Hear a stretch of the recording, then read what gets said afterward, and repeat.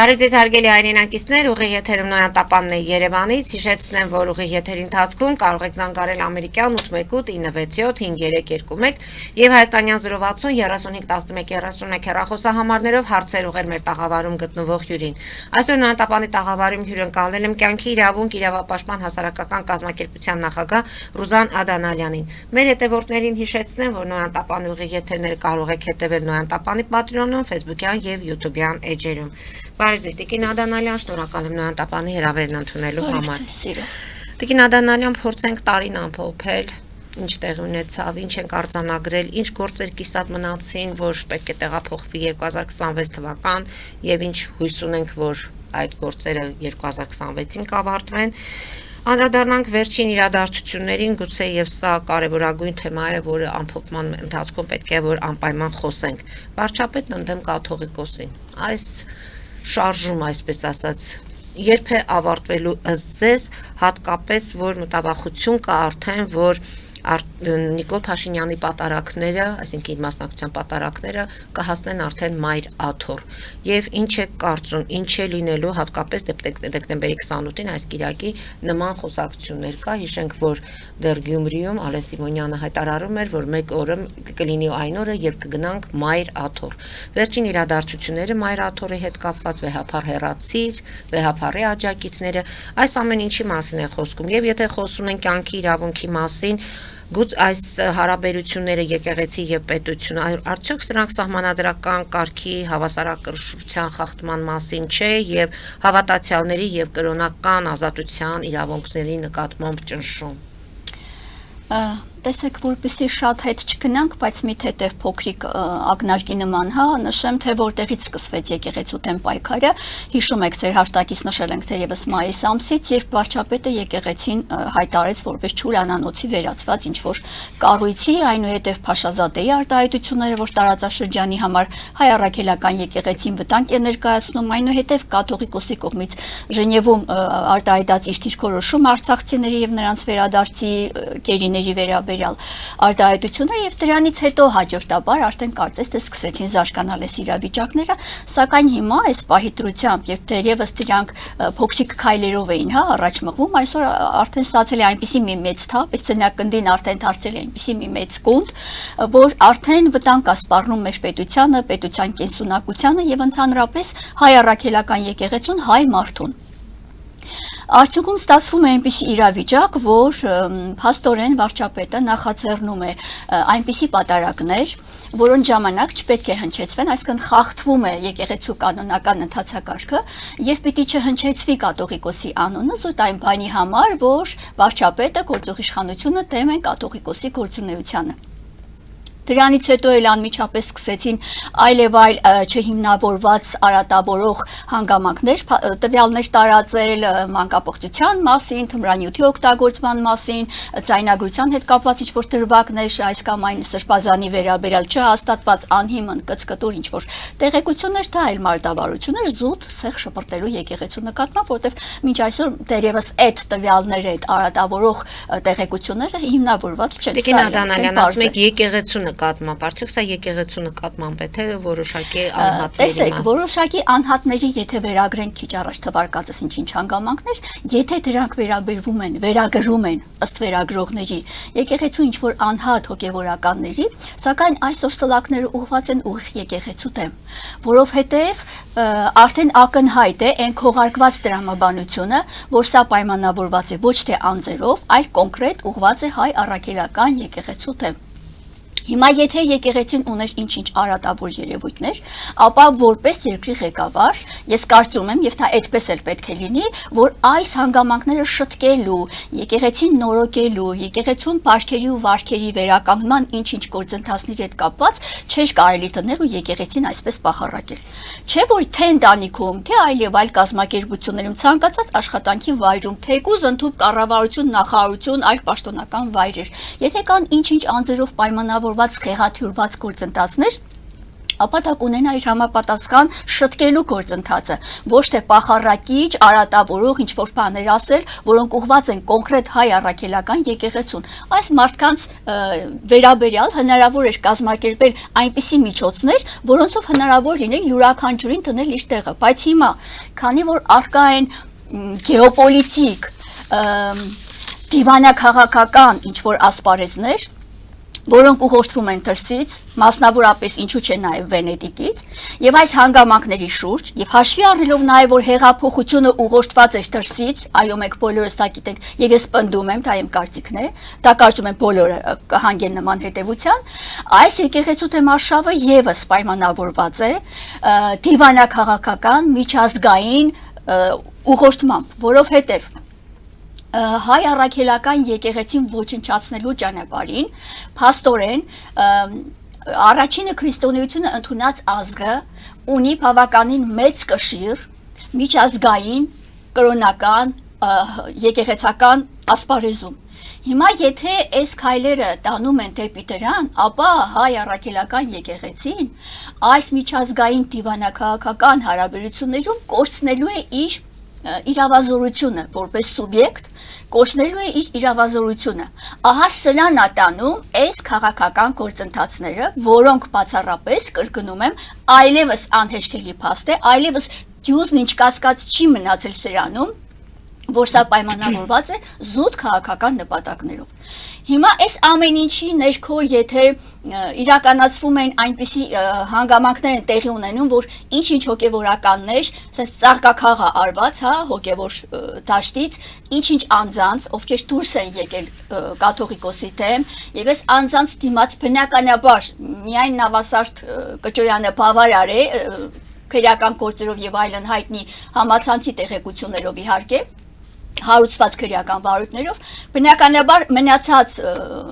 հոգևորականների վերաբերյալ եւս արկա կլինեն կոմպրոմատներ, որոնք կարող են նպաստել, որպիսի գործող իշխանությունը, մասնավորապես վարչապետը, կարողանա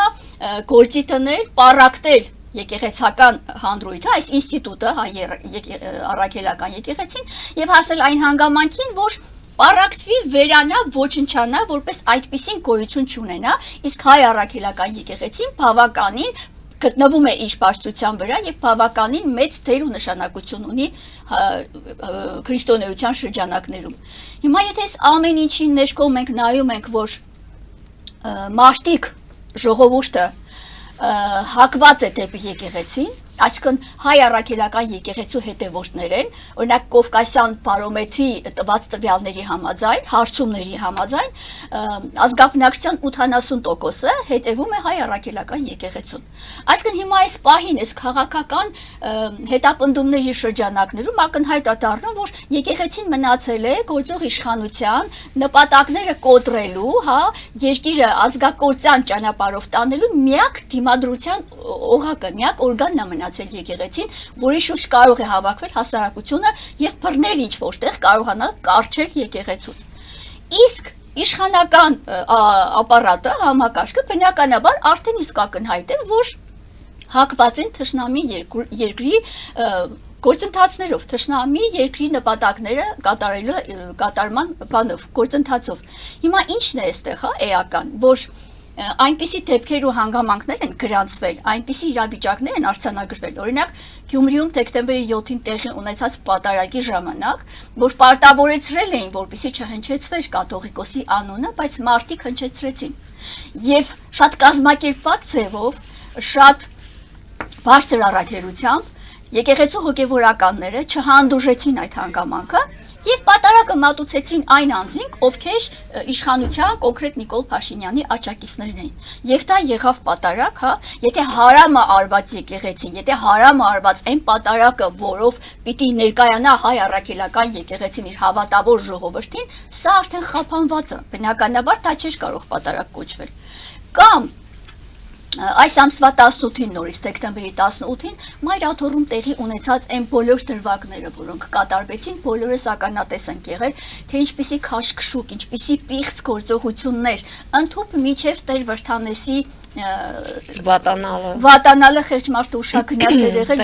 այո, սիրտը վատացել էր, ընդհուպ մինչև ստենդավորվեց նրա սիրտը, որովհետև ի վերջո կա բարոյական Եվ նորմեր։ ինչի էր վատացել, որտեղ ոտքերով երբ խփել էին դրանը եւ բարձացել են կաթողիկոսների գերեզմանների վրա։ Առավել եւս Նա տեսեք ինչեր է արդեն արձանագրվել։ Այո, ոնց կարելի է ոտքով խփել եկեղեցու դռանը, ոնց կարելի է կանգնել կաթողիկոսների շիրմաքարերի վրա։ Սա ինչ վիճակ է։ Սա հայ մարդու արարք է։ Բարոյական բոլոր նորմերը ոչնչացել են։ Դրա համար էլ հասել են նրան, որ եթե եկեղեցուց կարող է լինել ինչ-որ դաստիարակչական, ինչ-որ հոգևոր սնունդ, ինչ-որ հավատք առաստված, սա եւս ոչնչացվելու է։ Բնականաբար այս արարքը հիմա պատկերացրեք յուրաքանչյուր անձ, ով կանգնել է կաթողիկոսների գերեզմանին, թող պատկերացնի, որ ինչ-որ մեկը կանգնել է իր հարազատի գերեզմանին։ Որքան վատահանդուրժելի, ինչպես կարելի է նման անբարոյական քայլի գնալ։ Ի վերջո դա ձեր եկեղեցին է, դա ձեր պատմությունն է, ձեր հայ ազգի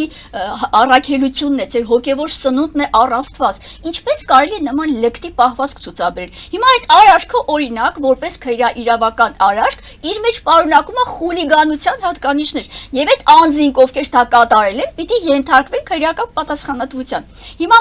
մեկ հոգի ինչ-որ փողոցում ինչ-որ մի բան ասի, հնչեցնի վարչապետի հասցեին իր դժգոհությունը, այս անձին բռնում են, տանում են, ենթարկում են քրեական պատասխանատվության։ Այս սպառնալիք, այլ ահաբեկչություն, այլ պետության նկատմամբ չգիտեմ ինչ, ինչքան հոդված կա քրեական օրենսգրքում, կա դրեն բառնան այդ մարդուն, ասեն քնա, պիտի դու բան անես, կալանավորվես, դատապարտվես։ Հիմա այս գործողությունները կատարող անձինք, որը տեղի է ունեցել հասարակության աչքի առաջ, անհարգալից վերաբերմունք հասարակության նկատմամբ, վերադասել իր անձը մնացած անձանցից, պարզ չի, որ այս անձը ցուցում է կատարել։ Եթե քրեական պատասխանատվության չի ենթարկվել, եթե դեկտեմբերի 18-ից արդեն 5 օր անցել է, որևէ միջոց չի ձեռնարկվել, հետևաբար այս մարդը իր թիկունքում ունի ուղղորդողներ, ցուցումներ տվող անձ։ Եվ ամենասարսափելին է, որ այստեղ մասնակից են նաև մշակույթի մարդիկ։ Ամենացավալին այն է, որ օպերայի եւ բալետի ակադեմիական թատրոնի փոխտնօրենն է նման գործողությունների։ Վրեժ Դուլգարյանի մասին է խոսքը։ Այո, խոսքը Վրեժ Դուլգարյանի մասն է։ Ինչքան ամոթ է սա։ Կարեն Դուլգարյանն ասում է վատ է զգացել իրեն, բարձացել է, որ օթափողվի։ Որ վատ է զգացել, պիտի շիրիմին բարձրանար, հա, որ օթափողվեր։ Լավա կմբեթին չի բարձրացել։ Տենց էլ բան լինի կամ դա ինչ արտարացում է, ամոթ է, չի գիտեք չէ, որ դա ավելի ամոթա նման արտարացումը, որ մարդը կարա նման գործողության։ Ընդ որում մարդիկ պատմում են, որ այդ մարդկանցից եղել է ալկոհոլի հոտ է գալուց եղել, այնպես որ նրանք հարկած ուռած չի բացառվում, եսի միջեր օգտագործած մարդիկ, կիսախելագար, հոգեկան շեղված մարդիկ, ակնհայտ է, չէ՞ ինչ մասսա էր հավաքվել այդտեղ։ Բնականաբար նորմալ գիտակից մարդը, ում համար գոյություն ունեն ազգային արժեքներ, բնականաբար այդ մարդը չի կարող նման քայլի դիմել։ Նայողը կողքից կհասկանա, որ այս մարդը կամ կիսախելագար է, կամ շեղված է, կամ եսի միջի դիմաց պատրաստում է ինքը իրան եսի միջ բաների միջով անցկացնել։ Սա է ամբողջ իրավիճակը։ Անկամ Վրթանեսը, հայր Վրթանեսը հայտնեց, որ այո, հոգևորականները, ովքեր բան են արել, միացել են Նիկոլ Փաշինյանին, խմած են։ Այո, խմած են եւ ինչ որ տեսարան է եղել, որ արագ ուղու շշեր են հավաքել։ Դե բնականաբար իրենք ներսում են ավելի լավ են տեսնում, քան մեր այդ բանը հետևողական բաներով, գործողություններով։ Հիմա ինչու՞մն է սա հարցը։ Սա կաթողիկոսի վերաբերյալ է, սա կաթողիկոսին է ուղված, հա, որ այս թավադրություն է կազմակերպվել եկեղեցու դեմ։ Անհնար բան է, սա կաթողիկոսի դեմ ուղված չի, սա պարզապես ուղված է ժողովրդին պառակտելու,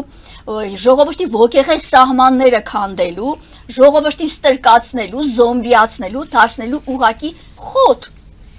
սովորական խոտ, որ մարդիկ զրկվեն իրենց բանականությունից, իրենց գիտակցությունից, իրենց ասու նկատմամբ ունեցած հավատքից եւ բնականաբար տվյալ ազգին չի ավերածվում։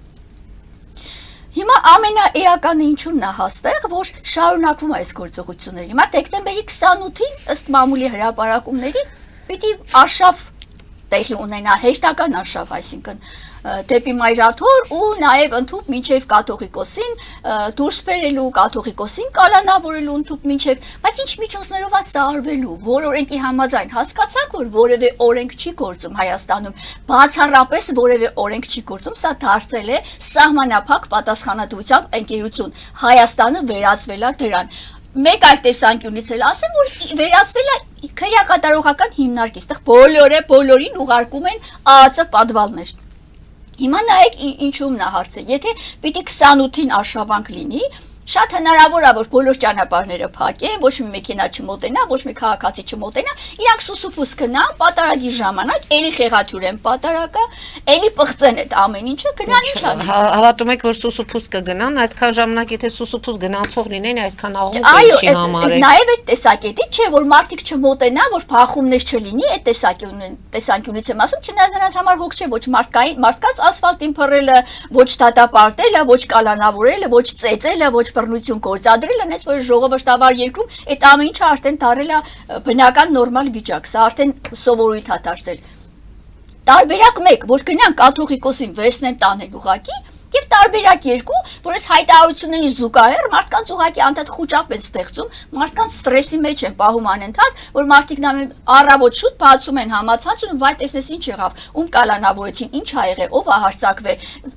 Այդ հոգեբանությամբ մարդիկ լարված ստրեսային վիճակի մեջ են բոլորը։ Եվ հիմա ոչ այնա չհավատան, մտածեն, որ հեշտական ինչ որ մանիպուլյացիոն բաներ ասեն, ուզում են ուղակի անընդհատ եկեղեցում պահեն լարված ցկված վիճակի մեջ եւ ինչ որ հարմար պահերի են նայում թե դրսից ինչ հրահանգներ կգանար կամ էլ ուղակի սենց հա մարդկանց սովորեցնում են այս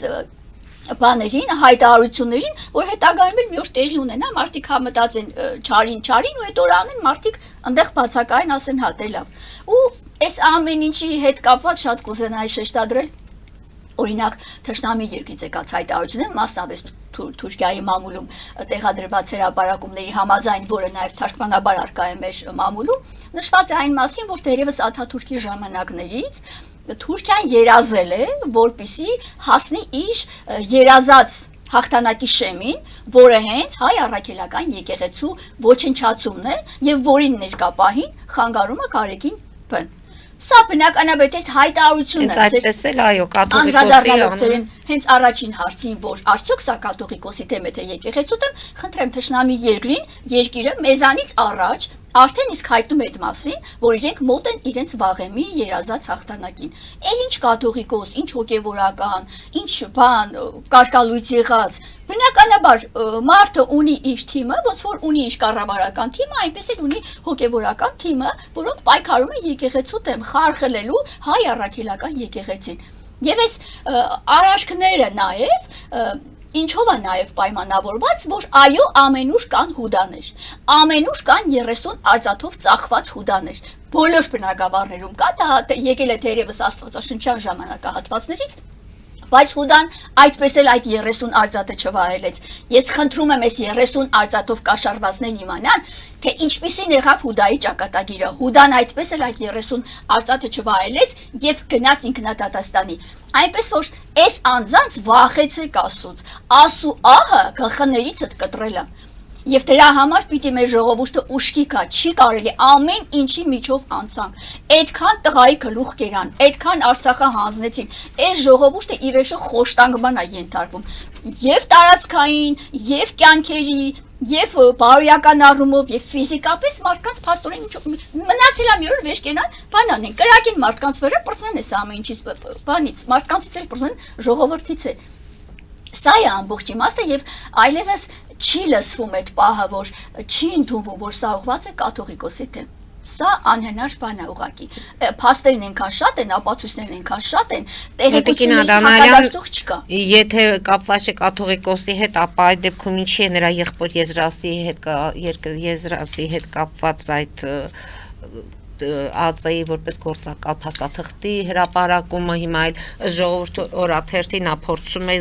գործողությունները ձեռնարկում մայրաթորը տեղափոխել Ռուսաստանի Դաշնություն այս ԱԾ-կոսաները ինչի համար են Տեսեք եզրասի հետ կապված խոսակցությունների այդ ԱԱԾ-ի հրապարակած թուղթը ես կարծում եմ զավեշտի վերածվեց, որովհետև ուսումնասիրելով այդ խորհրդային ժամանակահատվածի ԱԱԾ թղթերը ձևաչափը նաև բնականաբար հասկանալի որ այն ժամանակով պիտի հայերեն գրեր Եթե հայերեն է գրված, սա արդեն ծիծաղելի է Ընդ որում ընդդիմադիրները այդ ամենի մասին խոսեցին Ընդդիմադիրներն իրենք իբր դա գաղտնազերծված փաստաթուղթ էր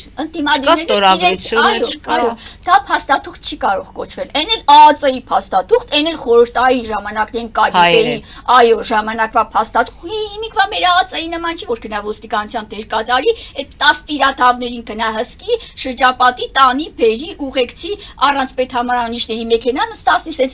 ցուցադրական մեծարման ինչ որ ձևական բաներ են անում, բայց ըստ էության հələ դրանք չգիտեն իրանց գլխին ինչա գալու։ Այն ժամանակ բա KGB-ն հոչես բերի համեմատես էս մեր օրերի ԱԱԾ աշխատակիցների էս անհասկանալի գործառույթների հետ։ Դրա համար այդ տեղեկությունները եւս բնականաբար փորձում են դաշ շպրտել այնպիսի արատավորող բաներ, ձևակերպումներ, այնպիսի, բայց ով է հավատում այլևս։ Հիմա ուզում եմ վաղը վեր կենան, ասեն կաթողիկոսը էս ինչ բանն արե, կամ էս ինչ սրբազանը այն ինչ բանն արե։ Այլևս հավատալու բան չկա, որտեղ բուն գործողության էությունը հասկանալի է, որ սա քաղաքական նպատակ է հետապնդում։ Քիչ առաջ նշածս հանգամանքների համատեքստում ակնհայտ է սա։ Սա եկեղեցին քանդելու նպատակը, այլապես այլ բան ուղղակի չի կարող հետապնդել սա։ Դուրս գան կարճատև գովազդային դադարի, որից հետո շարունակենք մեր զրույցը։ Հարգելի հայրենակիցներ, հետևեք քիչ անց կվերադառնանք տաղավար եւ կշարունակենք։ Ֆելիչե ժամանակակից ատամնաբուժական կլինիկա։ Այստեղ հարմարավետությունն ու խնամքն առաջնային են։ Այստեղ կիրառվում են ատամնաբուժական ամենաժամանակակից տեխնոլոգիաներ, ճշգրիտ ախտորոշում, արդյունավետ բուժում, նուրբ փորձառություն եւ անհատական մոտեցում։ Սկսած սովորական մանրուքներից մինչև առաջադեմ ընթացակարգեր, այստեղ դուք գտնվում եք բարձր որակավորում ունեցող եւ փորձառու ատամնաբուժական մասնագետների ձեռքերում։ Մեր բարեկամական եւ հյուրընկալ անձնակազմն այստեղ է յուրաքանչյուր այցը հաճելի դարձնելու համար։ Ֆելիչե, ձեր առողջ եւ ամենաերջանիկ շպիտը սկսվում է այստեղից։ Եկեք եւ բացահայտեք նորարարության փորձագիտության եւ կարեկցանքի կատարյալ համադրությունը։ Վաճառվում է գերմանական հնաոճ դաշնամուր 1892 թվականի արտադրության ֆոն Մուրբախ, գտնվում է գերազանց վիճակում, կինը 15000 ԱՄՆ դոլար։ Հեռախոսահամար 094 115 310։ Երևան փոստը Գրանադայի ուզում, տեղեկացնում եմ։ Դրամական փոխանցումներ 1%-ով։ Օդանավով 1 պաունդը 2.99։ Նավով ուղարկեք 1 արկղ, երկրորդ արկղը անվճար։ Ավտոմեքենաների փոխադրում անհավատալի արժեքներով։ Ինչպես նաև կահույք եւ մեծ չափի բեռների փոխադրում։ Jackpot հագուստի խանութը երկրորդ մասնաճյուղն է բացել Գլենդելի սրտում, որտեղ կարող եք ձեռք բերել եվրոպական եւ ամերիկյան ընտիր հագուստեղեն, կոշկեղեն, աքսեսուարներ, պայուսակներ ամենահարմար արժեքներով։ Նաեւ կարող եք ցանկացած ապրանք պատվիրել եւ ձեռք բերել կարճ ժամանակում։ Jackpot-ի Գլենդելի հասցեն է 1135 North Pacific Avenue, հեռախոս 818 813 2252։ Jackpot հագուստի լավագույն կենտրոնը Գլենդելում։ 60-ից ավելի ճանաչված եվրոպական բրենդների ինքնատիպ, չկրկնվող եւ մատչելի ընտրանին Fortuna Home and Country House խանութ սրահում։ Նորավոճ սպասք եւ կահույք հորեկա բնագավառի համար, տեքստիլ տնտեսական ապրանքներ, ամեն ինչ գեղեցիկ կյանքի համար։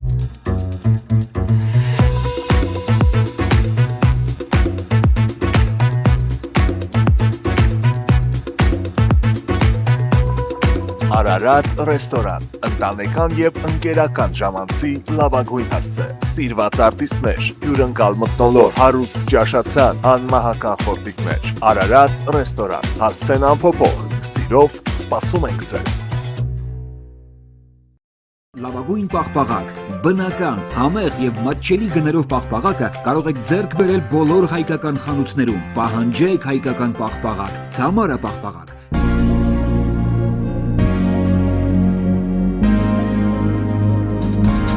Տպագրեք ձեր գիրքը Նոյան տապան տպագրատանը, ինչպես նաև թերթեր, ամսագրեր, բուկլետներ եւ այլն։ Հասցեն քաղաք Երևան, Իսահակյան 28 առաջին հարկ։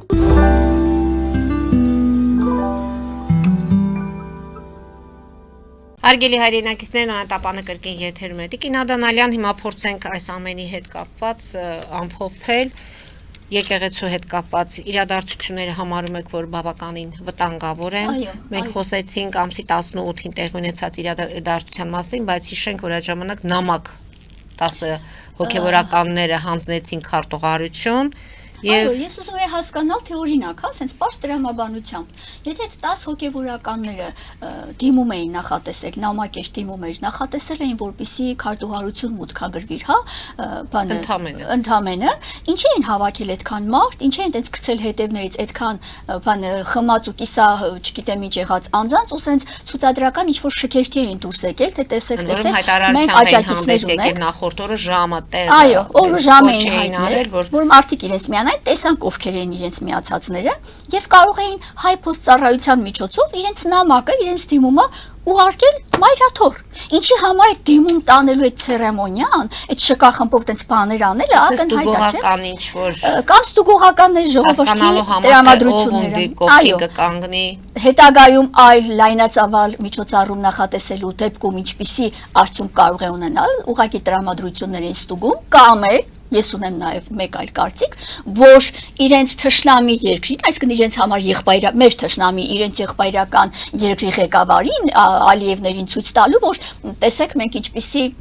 դիմադրության ենք արժանանում ու հայ առաքելական եկեղեցին կոտրելը մեր համար տեսեք ինչ ծանր դժվար ճանապարհ ենք անցնելու այս ամեն ինչի համար, որպեսզի ավելի բարձր քննահատանքի արժանանան Ալիևյան կլանի կողմից, որովհետև տեսնում եք ամեն րոպե ամեն առիթ բաց չի թողնում վարչապետը գնահատանքի շնորհակալանքի խոսքեր ասելու իր ավակ եղբորը։ Սանկտ Պետերբուրգում էր թե այո, Սանկտ Պետերբուրգում ոչ Ալիևը չկար, Ալիևի մասին խոսք չկար, բայց ինքը 5 րոպեն մեկ, այո, ոնց որ իր հարազատ, չգիտեմ ինչ մերձավոր հարազատը լիներ, անընդհատ Ալիևի անունն էր տալիս։ Մարդկանց դեմքերին որ նայում ենք, իրոք շատ հակակրանք կար բոլորի հայացքներում, դեմքերում, որովհետև իսկապես այդ աստիճանի գծնել, լավ ամեն ինչ տվել է, զոհը տվել է, տարածքները տվել է, Հայաստանի սահմանից այդքան գյուղ եկեղեցի բնակավայր տվել է։ Խուսափում ենք պատերազմից, Տիկին Ադամյան։ Խաղաղություն են մեզ խոստացել։ Հիմա եթե իսկան բանը տվել չենք ուզում զայրացնել։ Հա, պիտի չզայրանա, թե չէ գնասրած կացինը կբերի, ծառը կկտրի լրիվ, չարի վերջի պատմությունը։ Այո, բայց չարի վերջը ունի նաև իր վերջը, ու հետեւաբար, եթե այսքան բանը տվել ես եւ դերևս գցնելու անհրաժեշտություն կա, ել մի խոսեք խաղաղության մասին։ Այսինքն այն խաղաղությունը, որով նորից փաթեթավորված ինչ որ կեղտոտ մոտեցումներով փորձում եք տեսել անենք, խաղաղություն կլինի, դա այդպես չի։ Այն ամեն ինչ տրվել էր խաղաղության դիմաց, դրանք էլ պիտի հետ վերադարձվի, որովհետեւ հիմա ըստ էության խաղաղություն գոյություն չունի, սա ուղղակի բայց ադրբեջանցիներին էլ է պետք այդ խաղաղությունը, քանի որ իրենք Արեմեծյան-Ադրբեջանի գաղափարը շարունակում են շահարկել եւ նույնիսկ արդեն գտնում են, որ պետք է ակտիվորեն տարածվի երկրի համալսարաններում եւ հայտարարեցին, որ 119 նամակ են ուղարկել միջազգային կազմակերպություններին, նամակներ անպատասխան չեն մնացել, սա ինչի մասին է խոսում, չէ՞ որ խաղաղություն իրենց էլ է պետք, որպեսզի այսպես ասած գան իրենց վերադառնան իրենց տները։ Ադրբեջանցիները բնականաբար ունեն ղեկավար, ով մտահոգված է իր երկրի համար, ով մտահոգված է, որպեսզի հնարավորինս ինչքան կարելի է բռնազավթել ու տիրանալ Հայաստանի հողերին, ոչնչացել ընդհանրապես հայն ու հայությունը, Հայաստանը առավել եւս, այս մարդը կատարում է այնպիսի գործողություններ, որոնք նպաստավոր են իր երկրի համար։ Հիմա դրա համար էլ համալսարաններում Միլի Մեջլիսի այդ падգամավորը ձեր նշած հայտնելա, որ պետքա Ալաքբարլին հայտնելա, որ այո, պետքա տարածվի իրենց ուսանողների մեջ, համալսարաններում, ինչու՞ չէ նաև դպրոցներում, տարբեր կառույցներում, բոլորը պիտի հասկանան։ Երիտասարդ ուսանողների համար նշանակություն ունի, այսինքն նախորդ սերունդը գիտի, ավակ սերունդը, հիմա նորերին է սկսել արդեն։ Այո, նոր սերնդին ներարկում են այդ գաղափարը, որ մարդիկ աճեն այդ տրամադրության մեջ, այդ հոգեբանության մեջ, այդ գաղափարախոսությունը տարածում, որ մեր հայրենի հողերը հայերը վերցրել են, դուք պիտի գնաք վերադառնաք մեր հայրենի հողեր։ Այն մեր արևմտյան Հայաստանը, որ մենք ասում ենք եւ իրականում դա այդպես էր, որ արևմտյան Հայաստանը պատկանել է հայ ժողովրդին, հիմա այս քողի տակ չգիտես որտեղից իրանք գտել են, որ իր արկա է նաեւ արևմտյան Ադրբեջան, այս զուգահեռականների մասին այլ է խոսքս, թե բնականաբար պիտի տարածեն, որպեսզի իրենց սերնդին ներարկեն, որ սերունդը աճի այդ գաղափարախոսության տակ ու երբ վերադառնա Աստված մի արարած իր հողը հայրենի ճակերտներով հասկանա որ ինքն ընդամեն իր հողն է վերադարձել ուրիշ բան չի արել եւ այս ձեր ասացի ներքո կուզենայի մեկ հանգամանք մեջ բերել օրենք կա ինչ որ մամուլի հրապարակումներից եմ իմացել, որ այլևս Հայաստանում կարելի է տուն գնել on-line տարբերակով, էլեկտրոնային նույնականացման միջոցով եւ ընդհանրապես բանկ, գնորդ եւ վաճառող այս հարաբերությամբ կարող են մեկ այլ երկրի քաղաքացիներ, օրինակ օտար քաղաքացին կամ օտար ներդրողները կարող են բնակարան գնել Հայաստանում։ Փաստորեն ստացվում է այնպես, որ այս օրենքը նախատեսված է հատուկ ադրբեջանցիների համար։ Ներկա պահին ովքեր են ավելի շատ հակված Հայաստանում տուն գնելու։ Բնականաբար, այսքան շենքերն ու շինությունները, որ սարքել են, այսքան տները, որ սարքել են, ում համար են սարքին, չէ Հայաստանում այդքան աճ կա, Ընդ որ այդքան տներ են կառուցել։ 6 տարիների ընթացքում աղքատությունը չի կարողացել նվազեցնել իշխող կառավարությունը նույնիսկ 2.4%-ով։ Ու չի կարողանալու, որովհետև այնպիսի գնաճ է տեղի ունենում, այնպիսի արագընթաց կայծակնային գնաճ է տեղի ունենում։ Ու այս բնակարանների կառուցումը ադրբեջանցին կարող է, չէ, on-line տարբերակով տուն գնել Հայաստանում։ Եվ մի օր կարող է արթնանանք ու կողքի հարևանի դուռը թակեն ու բացեն, որ վայ, հարևանը ադրբեջանցի է, մարդն եկել է տուն առել, եկել է իր արևմտյան Ադրբեջանում, իր հայրենի հողը վերադարձել եւ ապրում է իր տանը, ու սենց կարող են իրենք տարածվել։ Եթե այս ամեն ինչը լիներ մի այնպիսի ազգի մեջ,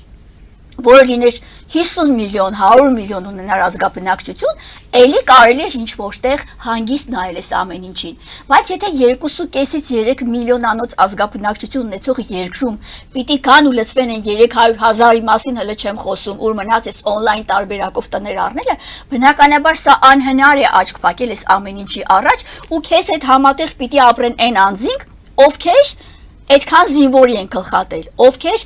հայ կին զինվորականին են խոշտանգել, մարմնի մասերն են կտրատել, ինչպես կարող է մարդը հանդուրժել այդ նույն անձի հետ նույն հաշտակում ապրել, նույն շենքի հաշտակում ապրել, կամ այսքան ամեն ինչի մեջ էր, որ Գուրգեն Մարկարյանն էին գլխատել, դերևս խաղաղ պայմաններում։ Այս որում հերոսի կոչում են գալիս նրանք։ Տեսեք, մենք խաղաղության սպասելիք ունենք, Ալիևի ցերկն ենք նայում, մեր վարչապետն էլ ասում է, խելոք մնացեք, պատերազմ կլինի, պիտի սաղ տանք, այնքան տանք, մինչև իրանք կան լցվեն, այստեղ մենք դառնանք եսիշ, ճորտ, ստրուկ։ Ու եթե պիտի այս ամեն ինչի հաշվին լինի, ու Ալիևը ցույց է տալիս, որ Գուրգեն Մարկարյանի սպանողին տվել է գնդապետի կոչում, թոշակավորել է։ Ես որում ասել են մամուլում շատ դրա մասին չխոսեք, որովհետև միջազգային ատյաններն էլ են ինչ-որտեղ հետևում այդ ամեն ինչին։ Եվ անում են, բայց իրանք հրապարակել էին լուսանկարներ ու տարածվել էր նաև, ոնց կարա չտարածվի, լավ էլ տարածվել էր։ Մենք տեսել ենք, շատերն էլ տեսած կլինեն։ Ստեղ ո՞րն է ուրեմն խաղաղության ակնկալիքը, եթե ինքը հային կացնահարող քնած տեղը հայ սպային կացնահարել է Ռամիլ Սաֆարովը, ու հիմա ինքը դարել է պետական մակարդակով Ադրբեջանում հերոս է դարել։ Այո, հիմա եթե քո հայ ազգի սպային այդ անմեղ տղուն քնած տեղը կացնահարելա, դուք մի հատ խորը պատկերացնել ա պետք է այս ամեն ինչը։ Ես հասկանում եմ, որ կողքի մաշտու համար այդքան դառը չի կարող այդ պատկերացումները ձևավորվել, բայց կարելի է տենց բան անել։ Դուք ո՞նց կարող եք ձեր կողքին հանդուրժել, ասենք ադրբեջանցին, կան տները առած են, երևի արդեն վաճառված են։ Այլապես այդ ներս տնողները հոմենակ տենց գումարները չեն ներս տնի, տները կառուցում դատարկ պատերը մնան երկնքի տակ։ Պարզա չէ, որ ստեղ ինչ-որ բան կա։ Այդ նույն ազգի հետ այլ երկրում ապրելը ուրիշ ձև է, բայց երբ որ քո հետ քո հարևանությամբ ապրում, սա արդեն սարսափելի բան է։ Քո հայրենիքը դարձնում են իրենց հայրենիք։ Այո, իրենց հայրենիքը, ու ստեղից կա պետական մակարդակով թողտվության բան կա։ Բնականաբար հոշոտելու են մեզ բոլորիս, որ հասել են իրենց փափակած երազած այն ժամանակահատվածին, որ հայերին պիտի կուր տան։ Այն ինչ որ տարիների ընթացքում մարդիկ իրենց այրան կնով պայեցին, փայփայեցին այս հայրենիքը, սա արդեն իջի կա դառնում, որովհետև այսօրվա Ադրբեջանը, այսօրվա քաղաքական խաղացողների հետ միասին կարողանում է կուլ տալ Հայաստանին։ Դրա համար է մենք պիտի ունենանք նորմալ ղեկավար։ Այս ամեն ինչը կախված է ղեկավարից։ Բայց չեն ասում լավ ղեկավարած երկրում մարդիկ շատ թե քիչ չափով կարողանում են արժանապատիվ ապրել, բայց զրկել այս ազգին արժանապատվությունից։ Տիկին Ադանալյան, քանի որ խոսեցինք այս ամեն ինչից, մեզ ներքին կայունությունն էլ է պետք, ներքին կայունությունը ունենալու համար մեզ նաև արդարություն եւ արդարադատություն է պետք։ Եթե տարին փորձենք ամփոփել, նորից վերջի իրադարձություններին անդրադառնանք, ոչ թե շատ հեռուները գնանք։ Վերջին ամիսներին սպանություններ եղան, Աբովյանում եղավ երիտասարդի սպանությունը 24-ամյա, Արամուսում 4 անձի սպանած մարդը համարվեց անմեղ սունակ, մի խոսքով, գյուղը ամբողջությամբ ոտքի էր կանգնել եւ պատրաստ չէր նրան ընդունելը, նույնիսկ հարազատ եղբայրն էր ասում, եթե լինի կա ցմահ, նրան ցմահ տվեք, եթե կա գնդակահարություն, նույնիսկ գնդակահարեք։ Փոքրիկ Տիգրանի սպանության դեպքը եղավ ցավալի։ Մեր 15 զինծառայողների գործը դեռ ամբողջությամբ բացահայտված չէ։ Սա ինչի մասին է խոսքում։ Մենք դեռ խոսում ենք արտաքին թշնամու, բայց մենք ներսում անչափահասների մասնակցությամբ ծեծերը համացանցում դրանց տարածվելը, սա ինչի մասին է խոսում։ Տեսեք, հատկապես այս թվարկած հանգամանքները չափից ավելի էին։ Կոկային ունենք, չգիտենք դրա ճակատագիրը։ Շատ չէին արդյոք այս դեպքերը, այս հանցավոր գործողությունները մեկ տարվա համար ու հələ ինչքան էլ կար որ միգուցե չտեղեկացանք, ասենք հրազենային կրակոցներ, բանակում ունեցանք վերջերս նորից մահվան։ Հələ բանակի մահվան դեպքերը ոնց որ ինքնասպանության են տանում, կոչվում են, բնականաբար դա այդպես չի, ես հեսա կնշեմ նաև այդ մասին։ Այո, ինչ եղավ մեկ տոննա կոկայինը։ Հիմա եթե մենք խոսում ենք արտաքին այս իրավիճակների մասին, բնականաբար այդ ամեն ինչը պատճառահետևանքային կապ է մեր ներքին իրավիճակների հետ։ Եթե իշխանությունը, վարչապետը ի վիճակի չի կարգավորել իր երկրի ներքին խժդռությունները, այլ ավելին ինքը նպաստում է դրանց առաջացմանը, օրենքի եւ իրավունքի գերակայությունը բացառվում է այս երկրում, որ մարդը բարձրագույն արժեք է, սա արդեն իսպառ գոյություն չունի, այստեղ կառավարությունը Նիկոլ Փաշինյանն է,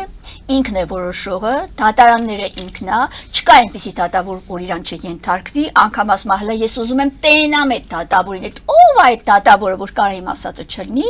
սրանով ամեն բան ասված է։ Պարզ է, որ այս անձի գործողությունները ի սկզբանե պայմանավորված եղել ներսից քանդելու եւ դրսից ասելու էստի համեցեք, ես ահագին քարուքանդ եմ արել, եկեք մնացածներ դուք լրացրեք։ Այսինքն այս գործողությունները արդեն իսկ կեղծ քողարկված հեղափոխության անվան տակ սկսվեց այս երկրի ներքաղաքական, հասարակական այս հարաբերությունների ոչնչացումը, ընդհանուր միջև արդեն արտաքին աշխարհին հրավեր ուղարկելու, նպաստելու այս գործողություններին։ Կոկայինի մասին որևէ տեղեկություն առ այսօր չունենք, որտեղ պահվեց, ում տվեցին, գուցե վաճառել են, գուցե արդեն յուրացրել են, ամեն ինչ սրա տակ կարելի է մտածել, մեկ տոննա կոկային այդ խաղ է սանում, ով որ բերել էր, այդ աղմուկը դուրս եկավ արտասահմանյան երկրների կողմից, բերեցին, տակնթաղարեցին պրծանիչի, այլ չկա երևի, արդեն օգտագործել են, դրա խերը տեսել են արդեն։ Հետո այն մնացած հանգամանքները, օրինակ այդ կոկայինի մասին ասեցիք, հիշեցի մեկ դեպք, որ ՔՊԱ-ական նեղ շրջապատից մասնավորապես Անիֆի, գիտեք Անիֆի հանրաճանաչ դեպքը, ես չեմ անդրադառնա դրանց այդ գումարային փողերի լվացումների, չգիտեմ ինչ են, բոլորը գիտեն այդ մասին։ Աննա Գրիգորյանը անընդհատ այո, անընդհատ շատ հանգամանորեն մանրամասը ասում է, խաբար չկա, տեղեկություն չկա, այդ ինչ գործ է, որ իրանք դրան էլ ուշադրություն դարձնեն, որովհետև այդ գործը կոնկրետ իրանց նեղ շրջանակում կազմակերպված գործ է։ Եվ այս Անիֆի նախկին ղեկավարը Դավիթ Փափազյան, եթե չեմ սխալվում, այս Դավիթ Փափազյանը ըստ մամուլի հրապարակումների, ինչպես նաև Մեծ Բրիտանիայում արաբական իրավապաշտպան կազմակերպության հայտարարության ներքո մեղսակից է, պատկերացնում եք, մեղսակից է Գազայում պաղեստինցիների սպանություններին, պատերազմական գործողություններին ենթադրյալ մասնակից է, այսպես ասենք, եւ ինչ է անում այս անձը, նա այնտեղ զբաղեցնում է մարդասիրական օգնության հիմնադրամի ղեկավարի պաշտոնը։ Եվ քանի որ Գազայում մարդկանց գայթակղում են օգնություններ տալու կենտրոններով, մարդիկ գնում են օգնություններ ստանալու եւ այդ օգնության կենտրոնը վերածվում է մարդկանց սպանդի, թակարդի, օգնություն ստանալու պահին մարդկանց ոչնչացնում են։ Տիկին Ադանալյան, ճիշտ ասած, ես այդ տեղեկատվությունը չեմ տիրապետում, բայց որ աղբյուրը պետք է աղբյուրը մամուլից եմ տեղեկացել, հետքնել է դրան անդրադարձել, գրեթե ամբողջ մամուլը հեղեղված է դրանով, մեկ լրատվամիջոցի, երկուսը չի, եւ բացի այդ հայտնել են Հայաստանի կառավարությանը, որպեսզի տիրություն անեն իրենց ՀՀ քաղաքացուն, տիրություն անեն եւ այս հանգամանքներով իբր զբաղված է գլխավոր դատախազությունը, հա, եւ դերևս կոնկրետ այս ենթադրյալ հանցագործության մասին, որ ինքը մեղսակից է Գազայում պատերազմական գործողություններին, այս հանգամանքի վերաբերյալ մամուլում չեմ տեսել որևէ տեղեկություն, թե ձեռնարկվել են թե ոչ, բայց նույն Դավիթ Փափազյանի վերաբերյալ մոտավորապես 3 դրվագով պաշտոնյական լիազորություն, թե փողերի լվացում, թե չգիտեմ ինչ որ 3 դրվագներով հստակ չեմ կարող ասել, քրեական վարույթ նախաձեռնված է։ Բայց այս հայտարարությունը, որ Մեծ Բրիտանիայում արաբական հակահաբեկչական կազմակերպությունն է հայտարարություն տարածել ու ասել տիրություն արեք ձեր Հայաստանի քաղաքացուն, այսենց բաների մեջ է ինքը կասկածվում մեղսակից լինելու համար, դրա մասին լռությունը։ Ավելին Դավիթ Փափազյանը հայտնել է, որ Անիֆի այդ գործողությունների տապալումը պատճառը հանդիսացել է Նիկոլ Փաշինյանը, ինքը հակադարձել է եւ մեղադրել է Նիկոլ Փաշինյանին։ Սա կրկնում եմ, ըստ մամուլի հրապարակումների, դա բաց հրապարակում է, ցանկացած պահի, որ բանանեք Դավիթ Փափազյան կամ Անիֆի այդ գործողությունները, հրապարակումը կբերի։ Ինչի համար եմ սա ասում։ Սա ասում եմ, որ տեսեք արմատները ուր է գնում։ Հələ տեսեք ինչերի մեջ կարող են լինել, այսինքն այս ԿՊԱ-ականները, այս գործող իշխանության ածանցյալները, տեսեք որտեղից ինչ գործողությունների կարող են մասնակցել։ Ով կիմանար, ով կպատկերացներ, որ Ժնևում մարդասիրական օգնության հիմնադրամի ղեկավարը նախկին Անիֆի ղեկավարն ա եղել, ու հիմա ինքը նաև մեղսակից է այդ գործողություններին։ Այդ գործողությունները գումար են, չէ, իրենցից ենթադրում։ Հակառակ թշնամի երկրում ծառայելու համար գումար են ենթադրում։ Հիմա ցեղասպանություն տեսած երկրի հայ ազգի ներկայացուցիչը այդ ցեղասպան գործողությունների մեջ առավելապես մարդկանց թակած ստեղծելու, սպանդի վերածելու գործողությունների մեջ ինչպես կարող է մեղադրվել։ Դե թող Հայաստանը պետական մակարդակով վեճ կենա, հետաքրքրվի, գտնի բերի, հիմա հետախուզվում է այդ Դավիթ Փափազյանը, բերի ու պատիվ պահանջի, փաստեր տվյալներ պահանջի Մեծ Բրիտանիայում արաբական այդ ընկերությունից եւ պարզաբանումներ պահանջի, տվյալներ պահանջի, ապացուցեն այդ մարդը մասնակցել է, թե չի մասնակցել։ Սա է ամբողջ խնդիրը, բայց աչք են փակել, որ sense լուրջ ծածկեն գնա, հիմա ինչ եղել չի եղել, իրանց չի հետաքրքրում, որտեղ իրանց մարդն է դա, իրանց մարդիկ կարան ամեն ինչ անեն։ Այն շիրիմների վրայից քայլող մագլցող եկեղեցու խոյակների վրա թռնող մշակույթի գործիչները կամ սրբազանին ճիպոտահարման ենթարկելու այդ բաները առաջարկությունները ուր են մնում։ Հիմա տեսեք մենք ուր ենք հասել։ Իրանք հենց էս էլ ուզում էին որ լիներ, որ բարոյա զրկվի հասարակությունը, պառակտվի, որովհետև իրենք ապաշնոր եւ ուղարկված դրսից ուղարկված բաներ են գործակալներ են ճակեշտներով։ Հիմա բոլորին ասում են դուք գործակալ եք, սրբազանին ասում են դուք գործակալ եք, դուք չգիտեմ ինչ եք։ Բայց որ Արարատ Միրզոյանին ասել էին գործակալին, ասում են հա խորհրդային ժամանակներից, այո, ինքը ընդունում է, որ դա նաև պետության օգտակար գործար է։ Դե սաղը թելեք ասեք, որտեղ պետության համար օգտակար գործար էր։ Կամ ոչ դուք եկաք ու այս հեղափոխությունը նախաձեռնեցիք, դուք հարց եմ տալիս, հռետորական հարց եմ հնչեցնում, դուք գործակալ չեք։ Հարց, որտեղից եկաք, որտեղից անցակ եք դասընթացները, որտեղից եկաք ու ինչու Սերժը ասես Նիկոլը ճիշտ էր, ես սխալ։ Հիմա Սերժը փորձում է հակառակը ասի, ուզում է ասի ես ճիշտ էի, Նիկոլը սխալ։ Կլինի էլ չի լինի։ Այնպես որ այս ամեն ինչի մեջ, ինչ օրի որ մենք հասել ենք, սա եղել է ծրագրված։ Սա թերևս չարյաց փոքրագույն վիճակն է։ Ավելի դժնդակ ժամանակներ են մեզ սպասվում։ Այդ կերևա հետագայում ինչ կլինի։ Այս սպասվող ակնկալվող օրերի ընթացքում մենք կհասկանանք ինչ է սպասվում։ Դիմաց ընտրություններ են։ Ընտրությունների նախաշեմին արդեն իսկ ակնհայտ է դառնում, թե ինչ է լինելու։ Հիմա եթե Նիկոլը վստահ է, որ ինքը 26 թվականին ընտրվելու է, բայց չէ շտապում կաթողիկոսի հարցերը լուծելու։ Կարող է կասկածում է դրա համար ուզում է օր առաջ նաև այս հարցը լուծի, որտեվ իր վրա դրված են այդ բոլոր քայլերը կատարելու բաները, հրամանները, նա պիտի կատարի ծրագրված, ինքը պլան ունի։ Այդ պլանը գրավոր տվելին ինքը տակը ստորագրել է։ Հիմա հեշտով անելու է, հասել է արդեն կաթողիկոսին։ Սա է ամբողջ խնդիրը։ Կամ այս ձեր թվարկած հանցագործը ընդհանուր քրեական քրոնիկոնի մասին նշեցիք, թվարկեցիք։ Այս ինչի են այս ամեն ինչ այսքան տեղի ունենում, այս մի քանի հոկանոց երկրում, այս փոքր երկրում օրորի տարածքային առումով փոքրացող երկրում։ Որում ասեմ, որ վերջի դեպքերն էլ նայեր, որ ոսկու շուկայի, Մալաթիայի ոսկու շուկայի տնօրենի տնից եւ աշխատասենյակից բավականին զենքուզինամթերք հայտնաբերեցին։ Հա, այդ արդեն գիտեք ոնց է լինում։ Երբ որ անձին թիրախավորում են, երբ որ ինչ-որ իրանք sense կանալներով գտնում են, որ այդ անձը իրանք դեմ է, ինչ-որ տեղեկություններ է հասնում, իրանք գնում են այդ անձի հետևից, բայց նմանատիպ լիքը անձեր կա հենց ձեր նեղ շրջանակում։ Գնացեք դուք նաև դրանց բանակից բան չունեմ ասելու, եթե կա այդ անհրաժեշտությունը, եթե բնականաբար տեղեկացված եք, այո, դա պիտի ունենա իր հետևանքները, բայց գնացեք ծերիներին մի հատ նայեք, թե ով ինչով է զբաղված, ով ինչ քրեական գործերով է անցնում։ Հայկ Սարգսյանն ասում էր, որ պատգամավորության տեխնասություն փաստորեն ցուցակում չէր եղել, ասում էր ես իմ ներկայությամբ եւ իմ գործողություններով ցավեցնում եմ Այո, որտեղ որոշակի նախագծեր էր բերել ինչ-որ բաներ արել բնականաբար։ Այո, հիմա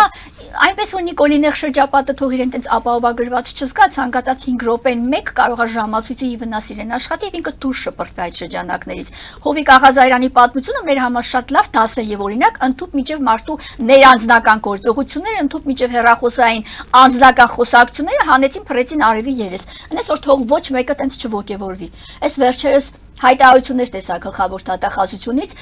դատախազության բաները նախապատրաստական քննություններին մասնակցելու դատախազի տեխնացուների համար, նաև քննչական կոմիտեն ուներ նման հայտարարություն, մտածում եմ թե բան վայն մարդուն ով ունի բարձր իրավական գիտելիքներ կամ տեսակով մարդ է ունի բարձր բարոյական նորմեր ու հանկարծ գնա ու այս ժամանակահատվածում այս Նիկոլի իշխանության օրոք Աննա Վարդապետյանի գլխավոր դատախազ լինելու օրոք Արտուր Պողոսյանի քննչական կոմիտեի նախագահ լինելու օրոք գնան ու դառնան քննիչներ կամ դատախազներ ափսոսեք չդիմեք այդ տեխնացության համար եւ քրեական քրոնիկը փաստորեն այո քրեական քրոնիկան որ այսօր այդքան լծվել է բազմապիսի հանցագործություններով, որ մի անձը կարող է ԿՊ-ի մերձավոր շրջանակից լինի, ԱԺ падգամավորի հետ նկար ունենա, ինչպես ցույց տվեցին տեսանյութը բավականին լավ տուն ունի, ասում են սա հոգեկան հիվանդի տուն, այդտենց կարա ինքը հոգեկան հիվանդի բաներ անի, անգամ նաև հոգեկան հիվանդի թուղթ ունենա, ինչ ա եղել, բայց մարդ ունի որսորդական հրացան, մարդ ունի վարորդական իրավունք Ուրեմն այս մարդը անմեղսունակ է, 4 հոգու սպանել է ինքը, 4 հոգու 2 ընտանիք կործանել է, ու ինքը անմեղսունակ է։ Հիմա տեսեք, այդ անմեղսունակը կարայելի բաներ անի, կարող է որոշ ժամանակ որ միջոցներ ձեռնարկեն, ասենք իրան տեղափոխեն համապատասխան կառույց հիվանդանոցի, շատ գիտեմ ինչ, բայց բոլոր դեպքերում արդեն ակնհայտ է, չէ՞ ինչ է կատարվում։ Ինչքան շատ իրար սպանեն, այնքան լավ։ Կամ այդ փոքրիկ Տիգրանների սպանությունը ես նախորդ Տիգրանին էլ եմ սպանված համարում, որովհետև Տիգրանին չէին գտնում ու հանկարծ ինչ որտեղ շպրտվեց երախու մարմինը։ Դա Տիգրանի ջրահեղձ եղած լինելու մասին չէր պատմում։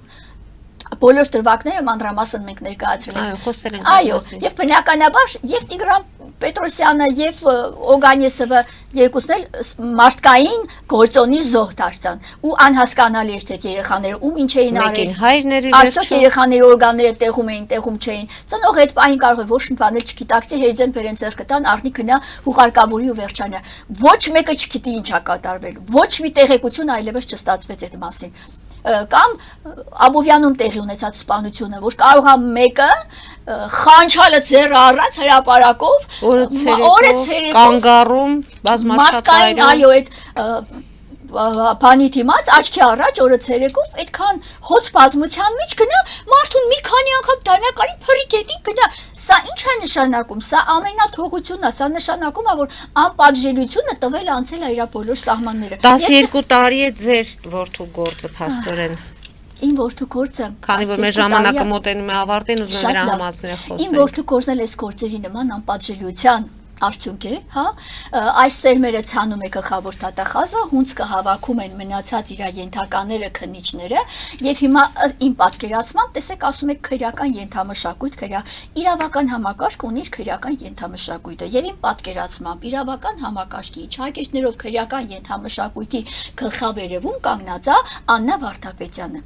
Ու կա նաև իրավական համակարգի բոմժեր, այսինքն դատախազության պատվերը կատարող քննիչները, դատարանները իմ պատկերացմամբ վերածվում են իրավական դաշտի չակեշներով բոմժերի, որովհետև իրանք կատարում են գլխավոր դատախազության հրամանը։ Տեսեք, ես 12 տարի է ձեր հաշտակից ասում եմ, որ իմ տղային սպանել է խումբը, պատվիրված է սպանությունը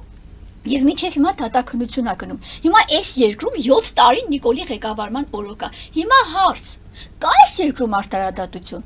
Մարդիկ, որպեսզի ուզենան հասկանալ կա թե չկա, խնդրեմ իմ ցավալի ողբերգական օրինակը։ Ժողովուրդ ջան, տեսեք։ Երեխուս են սպանել, 12 տարի դատաքննություն է գնում, մինչև օրս կա մեղադրյալ, մյուսները կոծկված են, կոծկում է համակարգը, կոծվում է գլխավոր դատախազը, ենթադրաբար կոծկում է, եւ այս ամեն ինչի ներքո թերևս դատաքննություն է գնում, այսինքն սա խոշտանգում է, երեխուս կերան Հիմա ինձ են ուտում, քրեական գործը ավերակ վիճակի մեջ է, ու հիմա թվով 6-րդ դատավորն է եկել, ու նորից նույն գործողություններն է շարունակվում։ Այս գործի նկատմամբ, որ աշտարակ դատաքննություն լինի, որևէ հեռանկար չկա, ոչ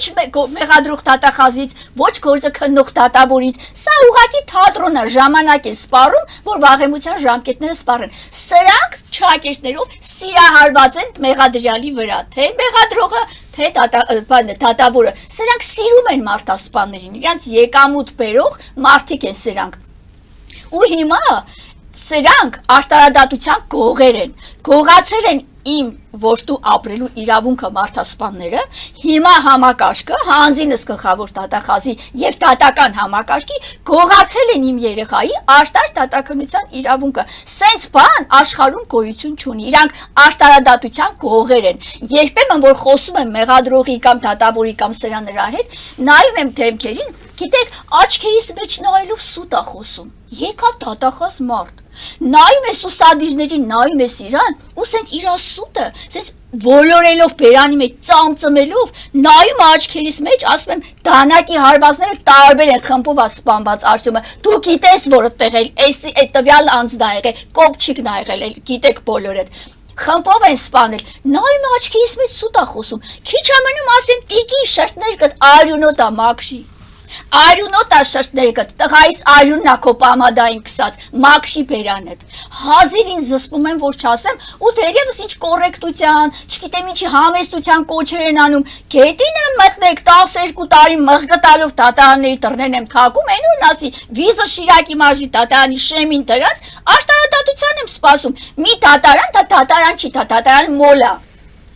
Դա առևտրի կենտրոն է, եթե դատարանը առևտրի կենտրոն չլիներ, 12 տարի իմ երեխայի արյունը իրար պաս չէին տա, 6 դատավոր փող աշխատան, իրար պաս տվեցին Արտյոմի գործը, հիմա եկել է 6-րդ դատավորը, 5 մեղադրող առևտրով զբաղվեցին այդ դատարանում, մի դատարանի շենքում, որ ապացույցներ կեղծեն, դա ինչ դատարան, դա բիսեդկա է, քուչա է, ես չգիտեմ ինչ, հա շենքը դատարան է, միջաշխատողները կան, կաշկադրիչ բան, նայում ես, կա, բայց մեջ առևտուր է գնում, կոնկրետ արյան առևտուր է գնում, ես որ մտնում եմ դատարան, ես մտածում եմ, որ մտա դատարան մոլ, չկա որևէ բարոյական մեկը, ես դերևս չեմ հանդիպել մեկին, որ ես իր վարած դատաքննությունից հասկանամ, որ ինքը անաչառ դատավոր է, ինքը կողմնակաչ, ինքը օբյեկտիվ է, ոչ պրոֆեսիոնալ դատավորներ, նախ մեկ, եւ երկրորդը դատախազության ճտերը, դատավորի դեմքից հասկանում ես, որ ինքը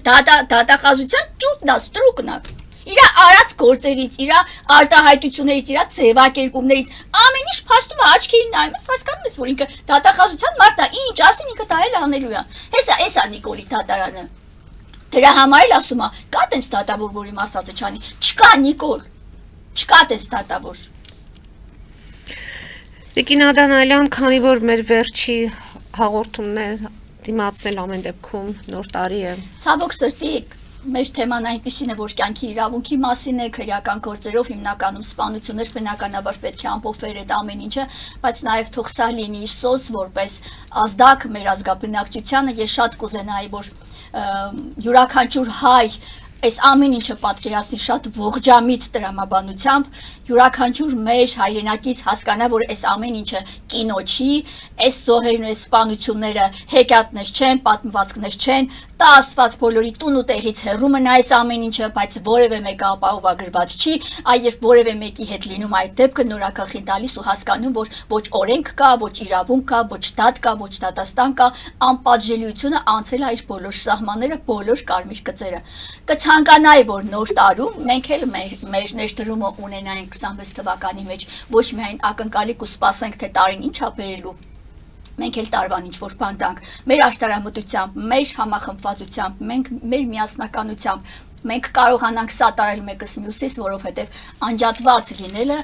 սա նպաստավոր իրավիճակ է թշնամական երկրի գործող իշխանության համար, եթե մենք ունենք հայի արժանապատվություն, ունենք առողջ դատողություն եւ փոքրիկ գոնե փոքրիկ սրտացավություն մեկս մյուսի նկատմամբ կամ մեր երկրի նկատմամբ, որպեսզի նման ողբերգական դեպքերը չկրկնվեն, ապա մենք պարտավոր ենք պարզապես զորավիք լինել իրար։ Ես կցանկանայի, որ այս նոր 26 թվականը լիներ արդարության տարի, հաղթանակի տարի եւ ինչպես նաեւ աշտար Դատաստանի տարի։ Ես մեծ հույսեր ունեմ այս 26 թվականից, որ շատ բան է փոխվելու։ Հուսանք, որ ձեր Հուսանք։ ցանկությունները կիրականանան, որտեղ մենք միասին ենք այս 12 տարին քայլում Տիկին Ադանալյան եւ ես գիտեմ ձեր տառապանքները, գիտեմ ձեր ապրումները, գիտեմ նաեւ ձեր համառությունը եւ չհանձնվելու բնավորությունը, այնպես որ ձեզ էլ ենք ցանկանում համբերություն եւ ուժ, որպեսզի կարողանաք ձեր գործը հասցնել իր տրամաբանական եւ արդար ավարտին։ Շնորհակալ եմ։ Շնորհակալություն այսօրվա հաղորդման համար։ Հարգելի հայրենակիցներ, այսօր այսքանով ավարտում ենք։ Հետևեք զարգացումներին, մնացեք խաղաղությամբ։